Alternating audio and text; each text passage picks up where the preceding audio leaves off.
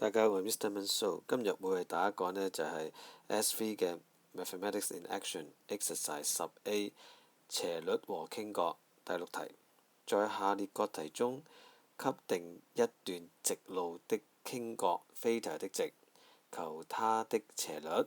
答案以1:n 的形式表示，其中 n 必須準確至最接近的整數。首先第一件事啦，佢呢度話啦，斜率就以呢個1:n 形式表示呢，即係就咁寫斜率等於1:n 咪得咯。跟住之後呢，佢又俾咗傾角我哋喎。我哋喺課堂嗰度都學咗啦。斜率咪就係等於 tangent θ 咯，tangent 傾角咯，傾角係15度，咪 tangent 15度咯。接住落嚟點做呢？將翻呢一個嘅率就以分數形式表示。主項等於分數，咁就主項同分母交換位企咯。之後就好快會計到個 n 呢個近似值呢就會係3.732嘅。題目呢就要求個 n 一定要準確至整數，所以呢個 n 呢嘅近似值整數呢就係4。所以呢最後答案呢斜率呢就會係等於1:4啦。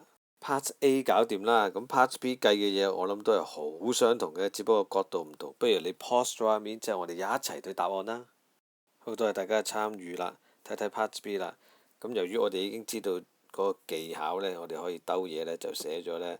tangent θ 就會係等於嗰個斜率啦嘛，咁啊亦都係等於1:n 嘅。OK，咁就你見到係簡單咗個步驟嘅。OK，最少寫到咁嘅水平，我覺得已經好足夠啦。OK，咁就總結咯喎。今次呢，同之前呢有少少唔同呢，就係我哋要揾嗰個近似值問題嘅。咁就一理通百理明，斜率等於 tangent 傾角等於1:n 冇問題。OK，主項同分母交換位冇問題。OK，n 取近似值冇問題嘅話呢，個斜率呢，我哋就可以好快計到係1:幾㗎啦。多謝大家，拜拜。